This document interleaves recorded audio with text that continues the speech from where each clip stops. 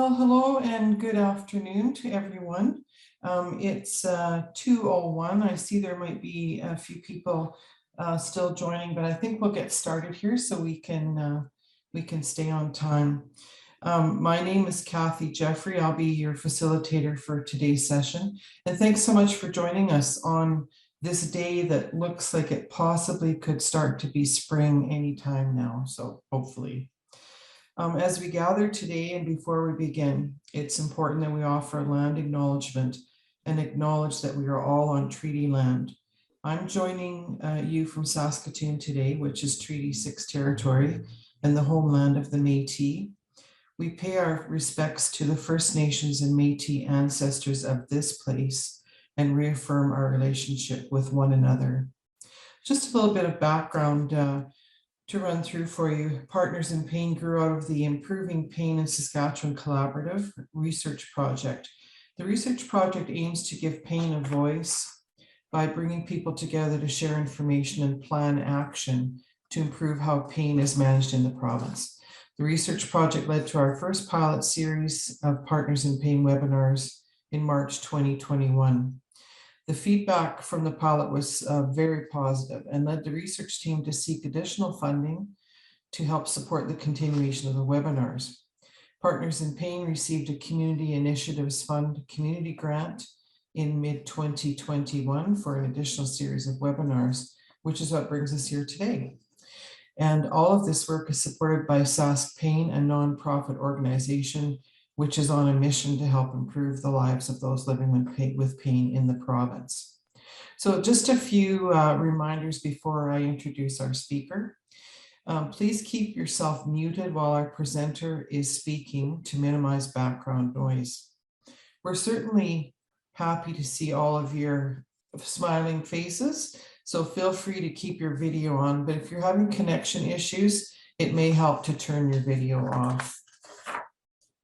There will be an opportunity to ask questions during this session. Please submit your questions in the chat box, and you'll find that at the bottom, in the bottom ribbon on your screen, it says chat. And I'll be sure to share these with our presenter. So I just want to tell you what a pleasure and a privilege it is to introduce our speaker today, Dr. Anita Chakravarti. Dr. Chakravarti will be delivering all three pieces of the session this afternoon: a presentation on mindfulness, a discussion of her personal experience with pain, and the session activity. Dr. Chakravarti graduated from the College of Medicine, University of Saskatchewan in 1982, and has been in Saskatoon since completing her anesthesiology fellowship at the University of Alberta in 1987. Dr. Chakravarti is currently a professor and the physician wellness lead at Continuing Medical Education College of Medicine, U of S, as well as vice chair of the Canadian Anesthesiology Society Wellness Committee. She was the first medical director of the Saskatoon Chronic Pain Center. She's been on the national task force to have pain medicine recognized as a subspecialty of the Royal College of Physicians and Surgeons of Canada, co-chair of the Pain Education Committee of the Canadian Pain Society, medical advisor to the Canadian Pain Coalition, and is currently a board member of the Saskatchewan Pain Society. Dr. Chakravarti is a certified facilitator and faculty of Mindful Practice New York and CEO of Power Mindful Professional Practice. And I will put myself on mute now and leave you in the capable hands of Dr. Anita Chakravarti. Thank you very much, Cathy, and thanks to those of you who invited me. Even though I'm doing a lot of work in the arena of wellness for healthcare providers, I'm really here to have a conversation with you in a spirit of collaboration, cooperation, and honestly compassion, which we'll be talking about. I would like to share a little bit of my story. I think that will, it puts us on the same table, because sometimes when we read all these things that, the speaker is doing, we don't understand that, there's other things too. Now I'm just going to try to figure out where is my mouse. There it is. There we go. So on the left here, you've read all these things, but really, I just want to say that we all have a number of roles that we fulfill in our lives. And for me, this is where I was. And I was very happy doing anesthesiology. I was very happy. I wasn't doing pain medicine. It wasn't a thing back then. And then I met, when I was 40 years old, almost 25 years ago, a horse named Bud. And we were on holidays with our young kids, and somebody had organized a horse riding event, trail horse, and I didn't want to go, but I didn't want to go golfing more. So I went, and the horse threw me. And as many of us know that, there's those moments in life that just change everything.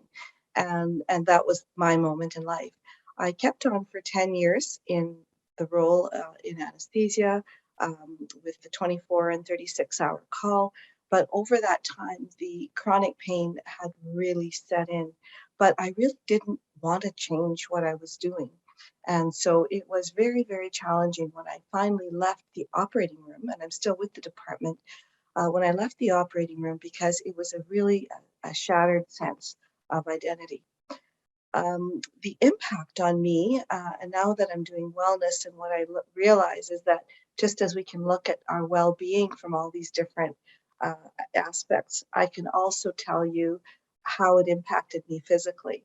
Um, my sleep, the way I ate, um, just I wasn't able to move as much, which of course aggravated the pain. The ergonomics of the work that I did aggravated the pain. I didn't know how I could shift out of that. The mental aspect certainly was huge. The mood, I was fortunate never to become particularly depressed, because I'm very fortunate to have a supportive family. But the low mood that comes from chronic pain, the mood, sleep, pain triangle, as we know, is really a very embedded one. And so it was very, very hard. My social aspect, I was always the person who would say, hey, what do you want to do this weekend? And let's do all this stuff. And then when the pain happened, I stopped organizing things. When I left the OR, there was less than a handful of people who I considered really good friends who kept in touch with me. And it took a long time for me to realize that it wasn't them that had changed, it was me.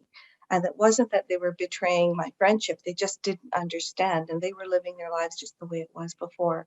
So that was a really tough thing with the chronic pain, and just as impactful negatively as all the other areas. Intellectually, of course, the brain fog that can come with chronic pain, and that's actually the reason I left the operating room.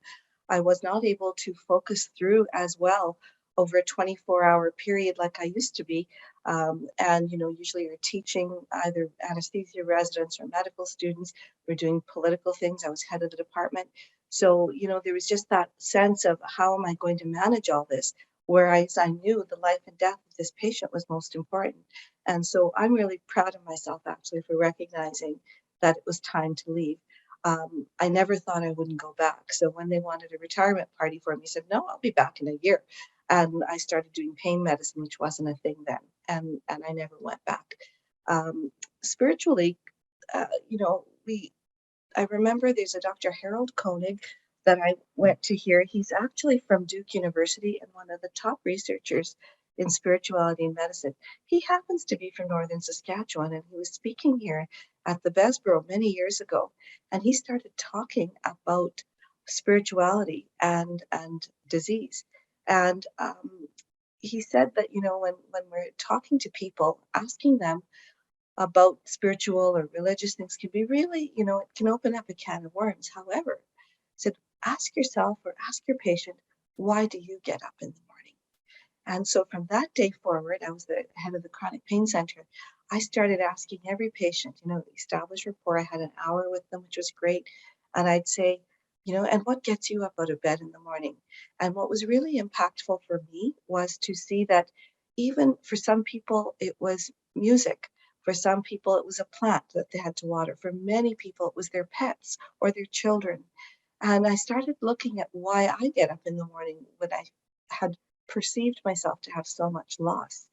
And I realized that this was giving me an opportunity to look at my life in a different way and tell a different story, or at least a different ending of the story, because I was very, very much invested in the story of what had happened to me.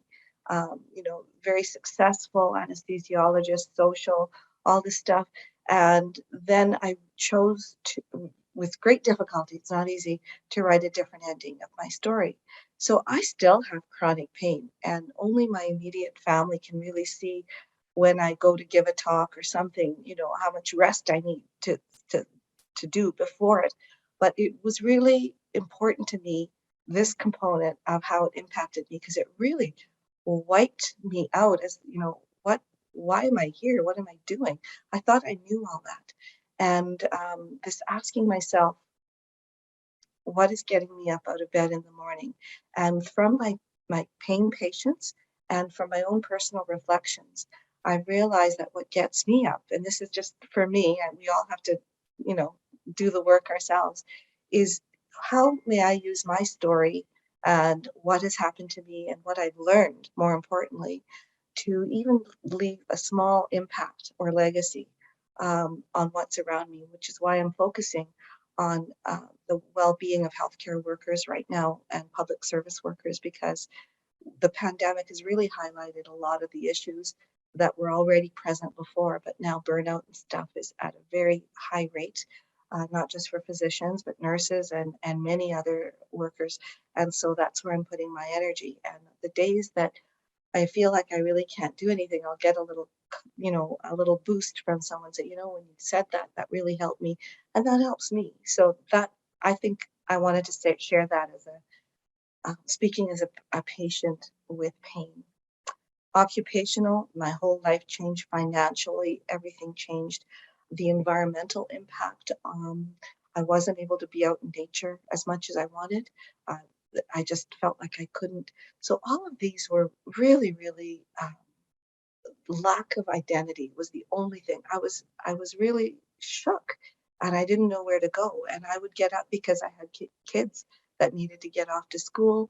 And I worked as much as I could trying to get pain medicine as a subspecialty, which did happen. And I remember when I was doing some of my first talks on pain, and pain medicine wasn't really a thing. And I saw this diagram and I started crying. And it can be a very, very dark, dark time.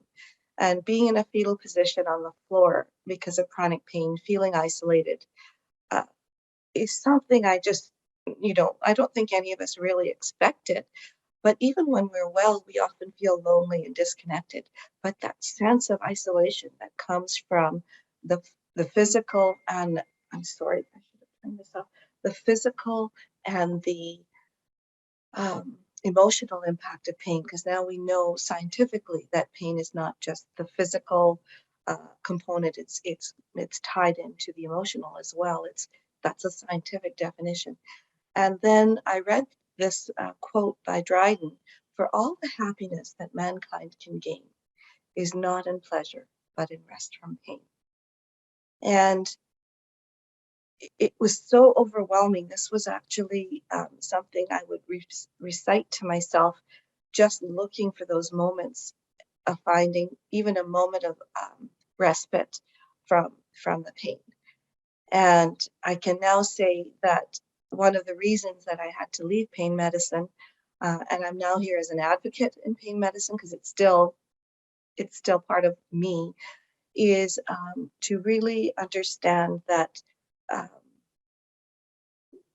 to be in pain, to teach pain medicine, to see pain patients, that was literally a four-letter word that was running through my mind. And with the mindfulness work that I did, I thought, what am I paying attention to? And I was paying attention to my pain. And as they say, all your energy flows where your attention goes. So I realized for myself that it's not that I don't want to do pain work, I do, but I can do it under a different umbrella of well-being and wellness. And one of the things I know for each and every one of us here today is that there's more right with us than there is wrong with us. And I can say that because we are here and we are breathing. And there were lots of times when I didn't think there was anything right with me. And now I realize that if nothing else, pay attention to my breath. I'm alive, or my pulse, my heartbeat. I'm alive, I'm here, I am now. So it was really dark times. And, I actually used this photograph for the talks I give to healthcare workers talking about the pandemic. And it's in some ways very similar because we are all in different boats in the same storm or in the same avenue that we call life. And some of the boats during this pandemic have crashed and burned. I feel so heartbroken, not only for the healthcare workers, but for the patients whose treatments are delayed. It's just it's really a rough time, not only because of the pandemic, but our world. Um, and when we experience others' pain through empathy, we literally absorb it into our own body, and we have the science for that. And so, how do we even start to navigate not only our personal pain, but the pain that we absorbed from everything that's around us? And so looking back now, that dark night of the soul came just before revelation. When everything is lost and all seems darkness, there comes the new life and all that is needed. And Joseph Campbell is a very famous philosopher who speaks about the dark night of the soul, which really resonated with me. So as an anesthetist, even though pain medicine wasn't a big thing, and I got really heavily involved in the pain world nationally, and got pain medicine as a subspecialty before I moved on into wellness. But with all the needle, the trigger point injections, the medications, the physio, the everything that I had, if there was one thing that really started to shift the way I related to my pain, it was mindfulness meditation. And it doesn't mean that I'm ignoring the pain at all. This meditation is not about emptying your mind and, just being off in a mountaintop somewhere. And so I'm hopeful within the next 20 minutes, 25 minutes to talk to you a little bit about mindfulness, a little bit about the science, but really spend some time at the end for individuals who feel like it. How do we spend time with difficult emotions and chronic pain? So as you can see here, the Chinese symbol, and my acupuncture teacher, he's now received the Order of Canada. He's at the University of Alberta. He did this symbolism just for me. And the symbol consists of this upper character, which is almost like a tent or a shelter, and a lower character, which represents the heart. And what this mindfulness really means is that we are experiencing our present moment with our heart. Now, a lot of times with mindfulness, we forget that piece. So I will be talking about compassion as well, because they are two integrally related, and they have been for thousands of years in many wisdom traditions. In 1979, John Kabat-Zinn, and that's one of the people that if you're looking for resources, there's just so much out there now, that he started looking at this in a scientific and secular, non-religious way.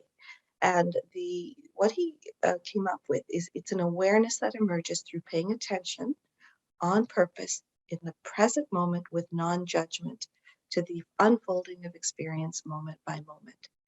Now, what does this mean? Right now, perhaps you're paying attention to me, or maybe if you're on your iPhone, you're doing something else, it's okay. But what I'd like you to do is become aware of what you're paying attention to. And it's that awareness of being present in our life that brings us to this present moment. Because a lot of people say, what was mindful? Be in the present moment, be in the present moment. Well, oh my God, that is not easy to do because our brains are not made that way. And we'll talk about that. But if you can think about being aware of being present in your life, and the attention is where we're putting our attention. So, for example, when Cathy did the land acknowledgement, when I do the land acknowledgement, I'll often say, can you feel your feet on the ground? So I invite you to do that just in this moment, because our body and our breath are always here. So if you feel your feet on the ground, just noticing if they're touching the ground or if you're cross-legged, if you're feeling feet are cold or sweaty and hot, uh, what if they're feeling the edges of the sock or your shoe where it's tight, where it's touching, that's paying attention. So we can choose where to pay our attention. So we do that in the present moment, right now. The non-judgment really expands to, we'll talk about it more later, but it's this non-judgment because when we are in pain, it's very hard to be in the present moment. I know that TV was my go-to. I could watch TV and just for a moment forget about the pain because it's really hard to be in the present moment when you pay attention to the present moment. The pain experience just rises up and it's hard to pay attention to anything else in your life. So non-judgment is the possibility of paying attention in this present moment, utilizing all the sensations and emotions that we're having at this moment. So I will have a lot of stuff. Don't feel like you have to read through it. I'm just using these as placeholders, but there's a lot of evidence to show that mindfulness-based interventions improve our quality of life. They decrease symptom severity and improve coping with many diseases. And what's really interesting is that when the doctor or the nurse practices it, they've actually shown that the patient does better. So you can see that we're, as patients and healthcare providers, we're more alike than we are different. And it decreases burnout, reduces psychological distress, etc. So a lot of studies that were initially done by John Kabat-Zinn, and this is peer-reviewed, very well done, were on chronic pain. And the original 8-week mindfulness course was with pain patients. But as you can see, these interventions have shown to be valuable in many other areas. And I've just highlighted some of the ones that we know impact our pain, such as depression, anxiety, any kind of chronic disease, stress management, which can negatively impact our pain, is high stress, sleep disturbance as well. Addiction and pain medicine has become a really big topic as well. So we know that there's evidence. Again, not to overburden you, but what we do is we recognize that the brain and the body are being positively affected. We've talked about the symptom reduction, etc., but we also know that it enhances our immune function and that certain genetic markers actually can go up or down with long-term meditators. So maybe you have a gene that um, really suggests that you might get a particular disease. Long-term meditators may actually be able to turn off and on those genes through the practice, not through understanding mentally, but through the practice can change it. And we can also, it is shown to be aging. With the brain, it shows all sorts of different things that decrease brain age as we age. So it's not just pain, but it helps to regulate our emotions, etc. Part is important because I talked to you about the story of pain. And I'd like you to sort of take a moment and think when you talk to someone that you trust, and perhaps you're sharing your story of the pain, and what does that sound like?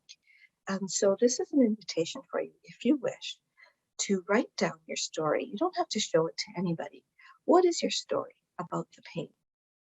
And what happened for me, one of the very first training sessions I went to, because after I took the training for myself, I went and got trained, and they asked us to share our stories. And I remember someone who was sitting there and talked about a really awful experience that they'd had that had resulted in a very bad outcome. And we were all just overwhelmed with grief at listening to what this person was saying. And then Dr. John Kabat-Zinn, he said, "And how are you now? What's happening now?" And the individual who was talking said, "Well, actually, everything worked okay. It turned out not to be so bad." So I realized how much of my story was stuck in what I had lost, what I had given up, all of those things. And so this is when I decided that the story was something that was only written till today. And how can I, with lots of kindness to myself, accepting that I have chronic pain, because we have to accept where we are. How can I change the story as opposed to where I think it would be? Because I was really stuck with where I thought it should be, as opposed to where I was. And at that same training session, it was in a beautiful retreat in California. Somebody who's sitting beside me, don't know, he said, when I started, we had to do some, two one-on-one discussions. And he said, suffering equals pain plus the story.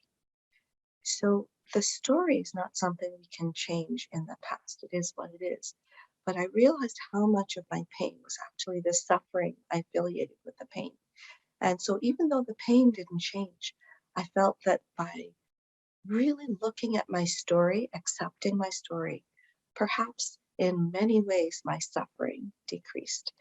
Now we speed forward 20 years later, and we're realizing what the neuroscience, our brain is made to make stories and make patterns. So we make stories of what we have. This is called a default mode network. So we create a story about ourselves, most of which can be very, very true. When we have also a component of the experiential network, that is the part that we focus on our sensations, our breath, our body. And they're inversely correlated, which means that I am now experiencing myself in this present moment, and I can see with a little bit more clarity the story that I'm saying about myself. This doesn't take away the fact I was thrown off a horse and it changed the course of my life, and I'd had a lot of loss. It doesn't change that, but it gives me clarity as to this was in the past. This is where I am right now, and making clearer decisions of where I can potentially go with where I am right now. I can't work full time. I can't work full 8 hours, but I have created a way, and I feel so grateful to be able to do the kind of work I do split up over time. So that's just one example. We're all in different situations. So when I invite you to do different things that connect you to the body, this is really important. We're activating our experiential circuit so we have a bigger picture or piece of our life. So again, it's one way that we can be aware of where we are in our life, and it shows improved quality of life for people, not just with chronic pain, but for every different thing. So with mindfulness, they say we can't stop the waves, we can learn to surf. So this is just an exercise. It's not even a mindful exercise. It's just to give you an idea. So you remember that storm that that picture.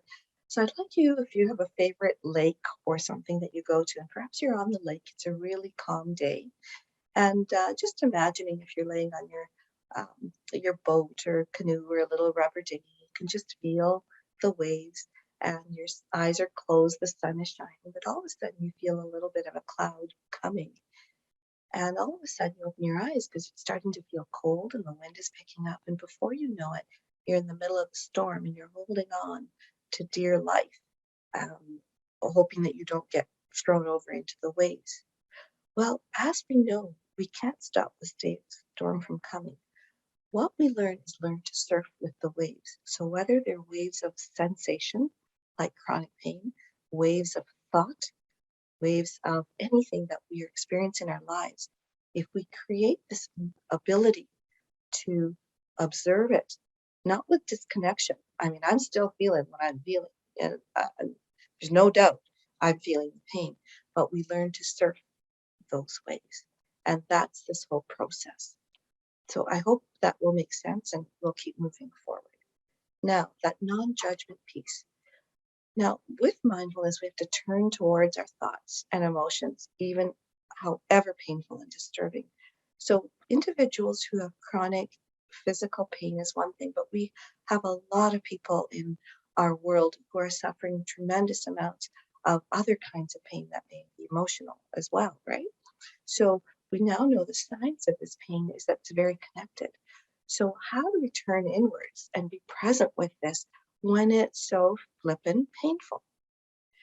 So this mindfulness practice, with practice, and it's not something you just do one day or one session, 1 8-week course or 1 hour course, but it opens up to experiencing our lives just with a sense of openness and kindness and acceptance. Because oftentimes we're taught with mindfulness, be in the present moment, be in the present moment. If you can't know, if I don't know how to be with it, with kindness to myself, it's overwhelming, and I am going to go over the edge and drown. So the, the experience present moment with heart, or this idea of compassion, is really, really important. The other piece of this that I think is really important is that compassion has been shown that to be very similar to self-compassion. So as we open ourselves up to being less self-critical, less self-condemning, we open ourselves up to compassion for others as well, because we're not constantly berating ourselves for whatever we might be. Brene Brown is another name I'm going to mention. I love her work on shame and on vulnerability in the pain world. With all those years I saw pain patients, and from my own experience, sometimes shame and a sense of being vulnerable was part of it, because I should be able to get through it. I'm the kind of person who helps others, whatever stories we're saying about ourselves.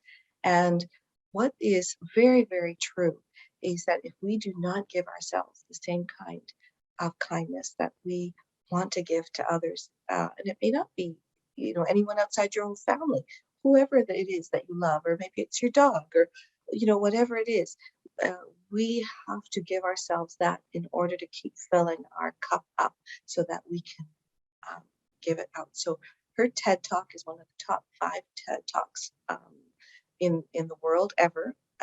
And she's done a lot of work. If you haven't talked to her, she talks about shame and vulnerability and how the strength arises from being human. This slide is just to remind me that the neuroscience of this is our repeated experience shape our brain. So what we practice becomes stronger. And they say the neurons that fire together, wire together. So this is what I was saying before when I was in pain medicine as an example. My entire focus, all I was firing was pain. And now I've been focusing on wellness, still dealing with pain, still doing with that. But the energy that I'm getting from it is different. So it's not only paying attention to the present moment, but this is another way of saying a non-judgment. It's how we pay attention, being kind to ourselves, kind attention.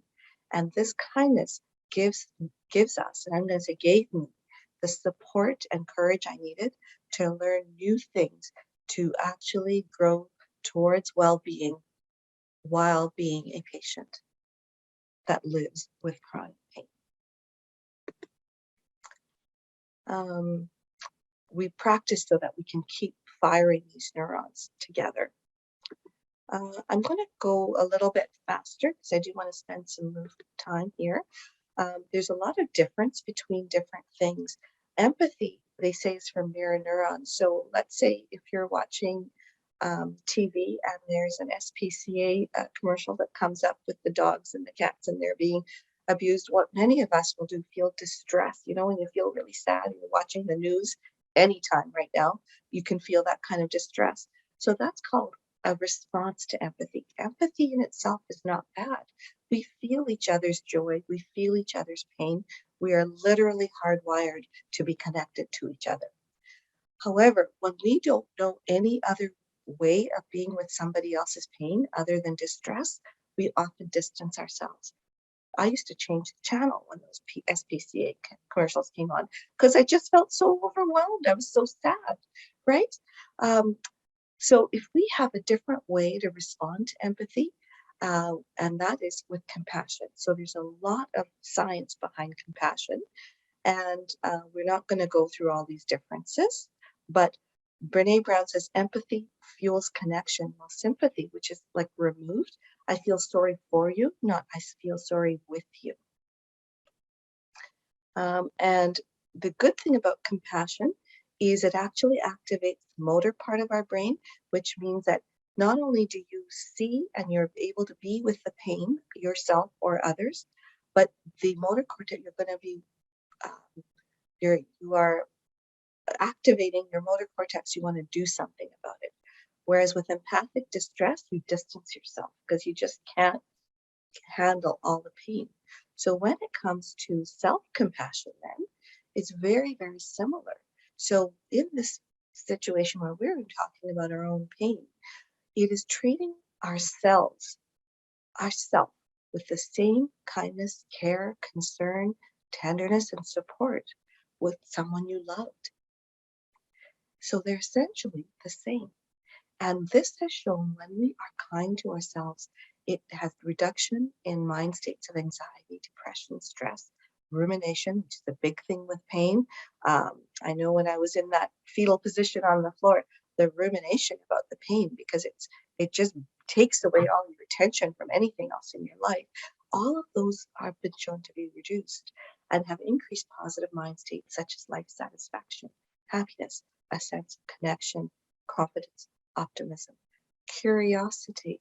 When I'm in really bad pain right now, I have to literally force myself to sit on the mat, have a body scan or something that brings me back into my body, and then say, okay, curious about what is this experience about life. And I can only do that because I finally learned to be more kind to myself. Gratitude also has a huge impact. What can I be grateful for in this moment of severe pain is a form of self-compassion. So self-criticism, when I used to say, well, I should be able to do this. And I was just sharing a story before we started that when I first left the OR, I remember some of my friends and acquaintances would say things like, Anita, we're all getting older, in your 40s, we should all be, we all have some kind of pain. And I would go home and I'll be honest, I would cry. And it took me years of all of this self-compassion work to realize that the reason that it bothered me so much is because that's how I was thinking about myself, that I should be doing better. And so self-criticism, when we have pain, fear is the motivation, just the desire to escape our own judgment. But with self-compassion, acknowledging that we have as much right to be here, as Brene Brown says, that we are deserving of kindness and love as much as any other human being on the planet. And we can ask ourselves, what is good for me right now? So what the research shows, we can see the possibilities for change. Some of the habits that I had formed were not promoting my well-being. I remember when I had pain patients, I'd have some patients say, well, I'm having like 15, 20 cups of coffee a day.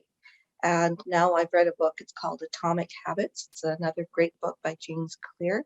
And it talks about, we don't have to be perfect, but let's see if we can make a 1% change per day. So Atomic Habits is not about pain, but we can see the possibilities for change when we are kind to ourselves and actually maybe take a step toward optimizing our well-being as best that we can. The other thing with fear modules and the threat defense mechanism is we activate cortisol, adrenaline, and all those things that are very, for long term, it's not good for us. But the tend and befriend system is activated by oxytocin, and that's the love hormone, as they say. So self-compassion actually activates oxytocin, which is good for your well-being. So we're going to go into this last, and I'm going to answer all the questions and stuff after, but I would like to just give you a couple of take-home strategies, if any of this has made sense to you. So with self-compassion, we talk about 3 components. First is, I'm going to start at the bottom, mindfulness. Mindfulness is important because we have to accept where we are. If we had time for more, I'd ask you to review your thoughts. And quite often, our thoughts are in the past. We're often, rehashing the past, or we're jumping ahead to the future. Oh, I've got to get that grocery list. I hope she finishes soon. I've got to go pick somebody up, whatever it might be. But our bodies are made that way, and our brains, that we are thinking in the past and future. And oftentimes we're wanting not to be even here in the present moment, and totally being here present, listening, feeling your body in the chair, feeling your hand on the coffee or the beverage that you're drinking. So the mindfulness allows us to be in the present moment versus over-identification. This allows us to be with their painful feelings as they are, And we avoid these extremes of running away or completely ignoring and suppressing the feelings. So it's a really big component. However, equally important is this idea of self-kindness versus self-judgment. And this is what we're talking about. Kindness, care, understanding. If this was your best friend going through what you're going through, and you knew what they were going through, what would you do? What would you say to them? And are you saying that to yourself? So we start to observe not only your sensations of pain or areas that don't have pain, because that's important too, but our observing our thoughts. What am I telling myself about myself? Because every single thought we have has a little neuroendocrine. It releases some endocrine that affects your body. And when that is always like that, it activates negative things in our body. So let's see, oh, I thought that about myself. Can I think differently? Can I say, I'm doing the best I can today. This is what I'm capable of today. Good job. You got out of bed. You made your bed, whatever it might be. And it's a sense of actively soothing and comforting yourself. What do I need right now? What do I need? And this is so much bigger than just what we're talking about right now. We each have personalities and experiences and things, and we might feel guilty we're not doing things. It's a process, but this process is actually connecting us with what makes us human. The third component is common humanity. Quite often when we are activating our threat defense mechanism and the cortisol and the adrenaline response and everything, we often isolate ourselves. And this can be physical pain, emotional pain. We just want to, cower and just be ourselves. And one of the things that they've shown in this research is that we have to see our own experiences as part of the larger human experience. And that we are not in it alone, we are in it together. And recognizing that our life is not meant to be perfect. So the way I remember this, my quick little thing when I'm realizing why am I being so hard to myself? Mindfulness, kindfulness, togetherness. And every single element of those you can address with different things. So understanding self, everybody goes through this, neither ignoring or exaggerating feelings of failure. So how could this look? So if you're wanting to, let's just take a moment, if you'd like to, participate with me. Just feeling your moment, feeling your feet on the ground. And it's okay if your mind is running with all the words I'm saying or all the things. Minds are supposed to run around like that. And what we're doing is very gently and compassionately bringing our mind back to the sensation of our feet on the floor. And now the sensation of our chair on our seat on the chair. Our hands on our lap, just feeling them, if they're, if you're wearing rings or jewelry, feeling the breeze. And then just taking a deep breath in and feeling the breath coming in through the nose. And then as you're breathing out, if you want to, you can think of it like an anchor in the stormy waters of our life. Or maybe you're having a not stormy day. You can just be present with our breath. Just taking a few breaths in, and every time your mind sort of wanders around, that's okay. Just bringing it back, allowing the sounds and everything that's going around you to be part of this human experience of being alive right now.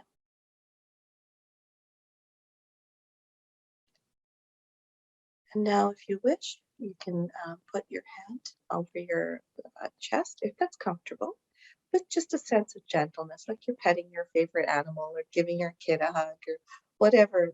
And saying, if your pain is bad, let's just take an example. Let's say this is a high pain moment. This is a moment of suffering. This is stressful, and it really hurts. And suffering is part of life. It happens to everyone. And even though I feel it, I'm not alone. And then may I be kind to myself in this moment. What can I do right now to give myself the support I need? Can I be patient? And can I be kind to myself? So that was a brief um, mindfulness and compassion sharing. Um, we can talk more about that later as well. I think I'm going to stop there right now because, whoops, what happened? Not quite sure what happened there, but that's okay. I'm going to stop the share. I'll just read this last slide to you. Yeah, let me stop there. We've got another 10 minutes. And I really appreciate the invitation. And I would love to answer any questions. And Cathy's kindly agreed to moderate the chat for me. And any questions you have. And you know what? You don't have to agree with me, right? This is about a conversation. So if there's concerns or you don't feel that this has worked for you, this is the time to talk about it. So thank you. Thank you so much for your time today. Thank you, Dr. Chakravarti. And I have to say first that I always learn something new from you when I listen to one of your presentations. And that I don't know if it's just the day or the time of the day or whatever, but that your exercise in mindfulness just really resonated with me today. So I really appreciate that, and have to, like you say, to be kind to yourself, remind myself that I can come back to those kinds of techniques, if I'm feeling funky or off, or yeah, my Especially go-tos. right now, Cathy. Yeah, You know, the pandemic, the uncertainties in our society, in the world, and you know, it's like it's a big whirlpool right now. yeah, And we can learn the strategy just to ground ourselves even for a moment. But yeah. thank you for sharing that, because that really helps me and gives me that meaning and purpose in the work that I'm doing. If somebody, you know, that resonates, because we're all here, as they say, we're all here walking each other home. Yeah. And for me, this is a good strategy and technique to remind myself of when I go to the grocery store and encounter people who are not wearing masks or maintaining the distance that I would like them to. So that's good for me to, don't get mad.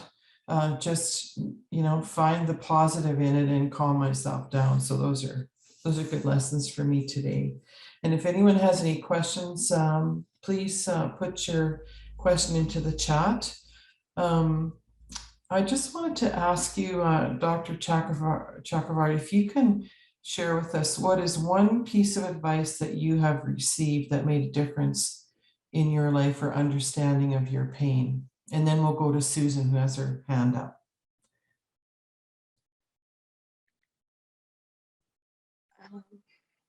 It's a really good question. I'm glad you mentioned it before, and I think I'm still, I know I'm going to answer it. So the way that you framed the question is, what advice have you received?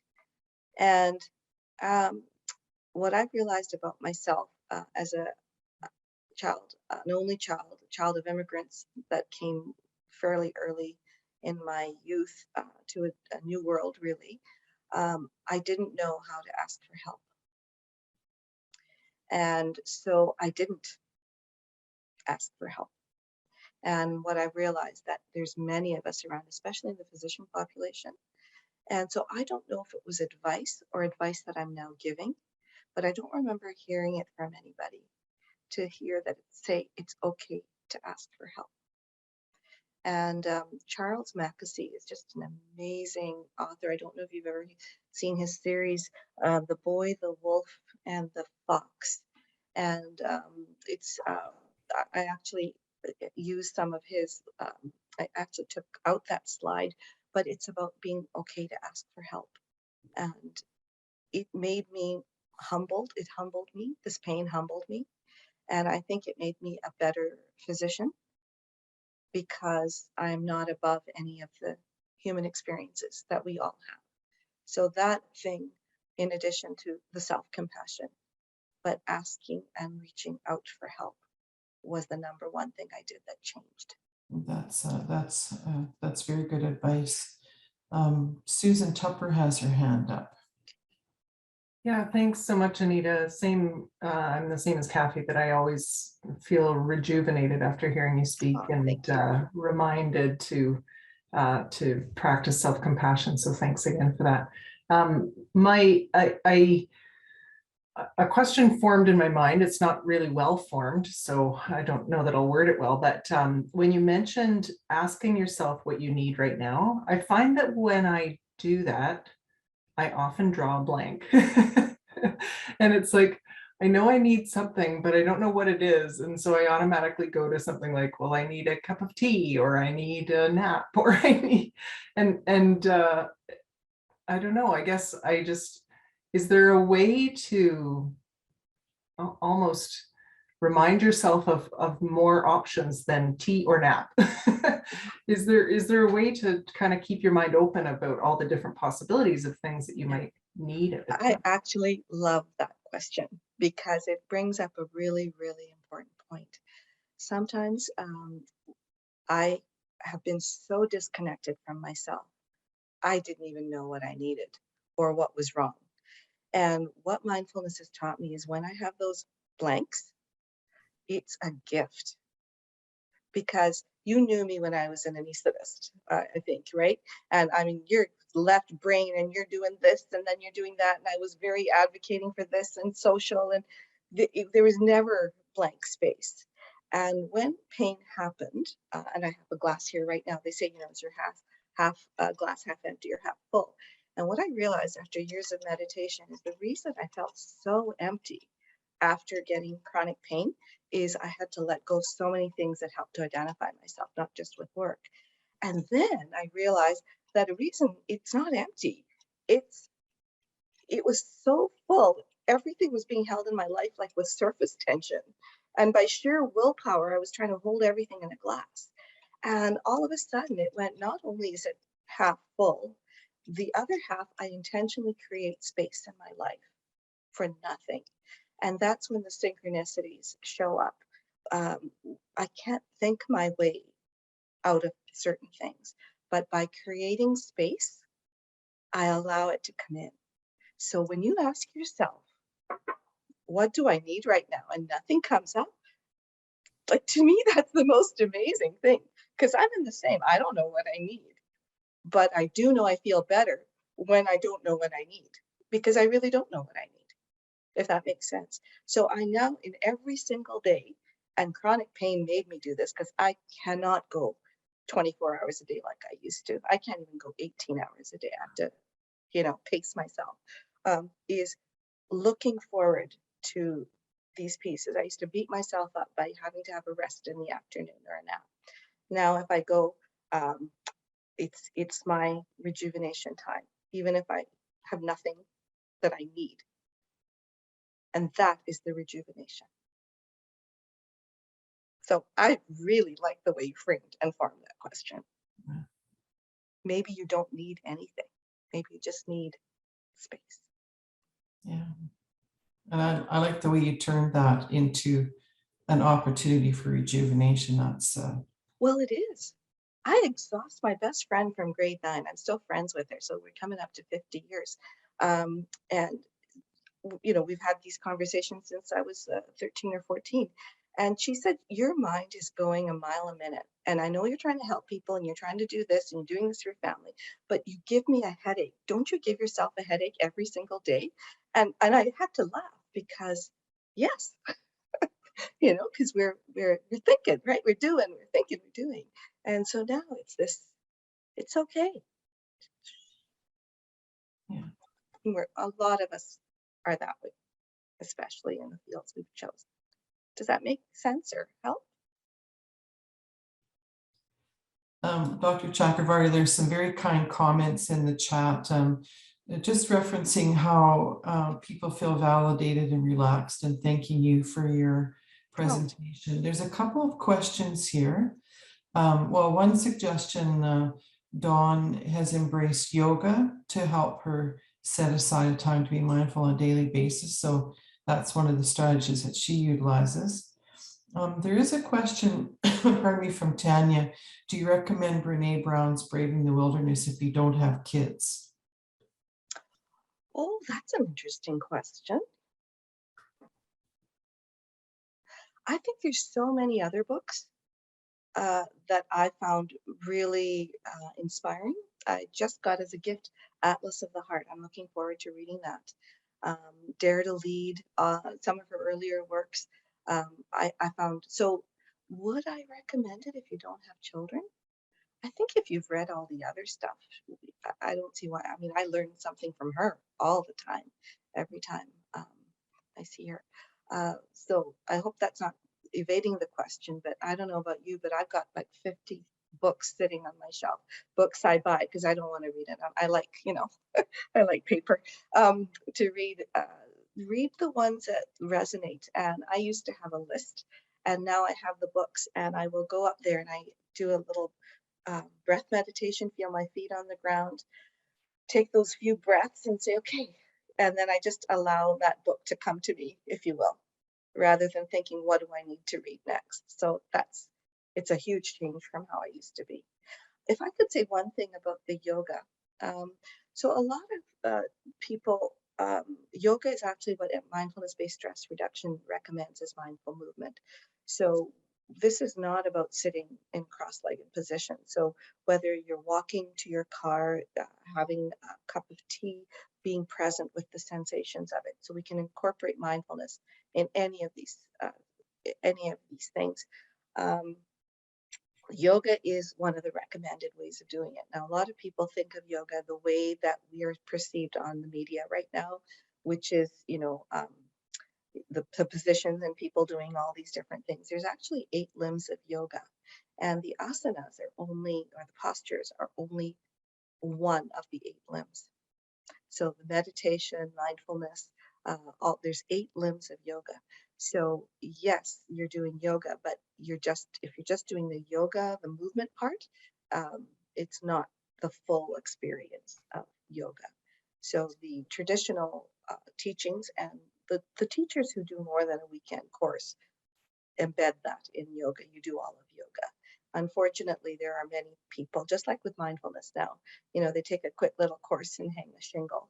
And if you don't have the full, first of all, I think you have to do it yourself in order to teach this 100%. I don't feel that it would be having that very much integrity if I didn't practice and I'm trying to tell you what to do. So I just don't do that. It's part of my value system is that. So with yoga, again, it's very helpful. It's one of the things that's really helped me, but the whole plethora of the yogic practice, it's not just the asanas. Breath work is really important, which mindfulness does not include breath work. So I found the traditional breath work through a different avenue.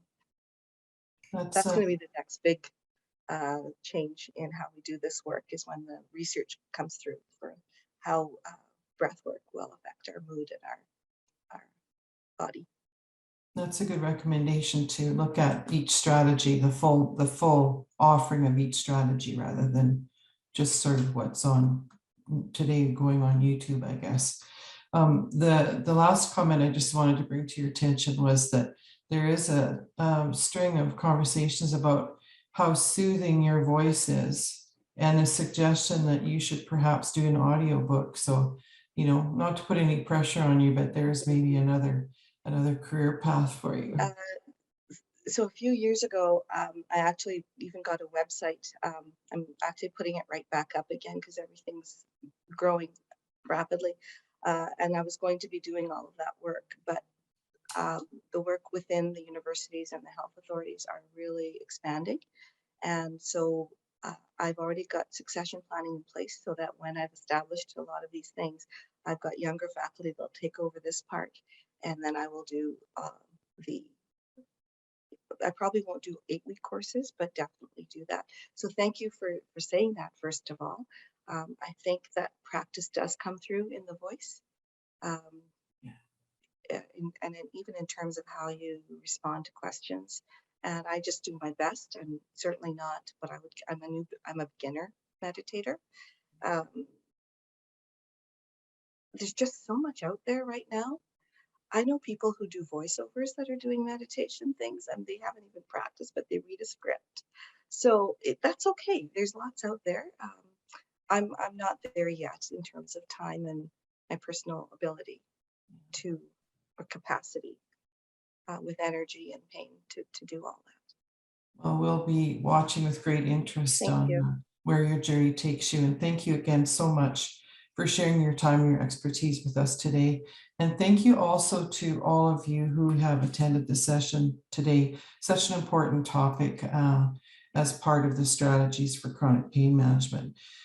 Just in closing, to let you know, a recording of the webinars will be available on the SaskPain website, and the link to these will be shared with you by email.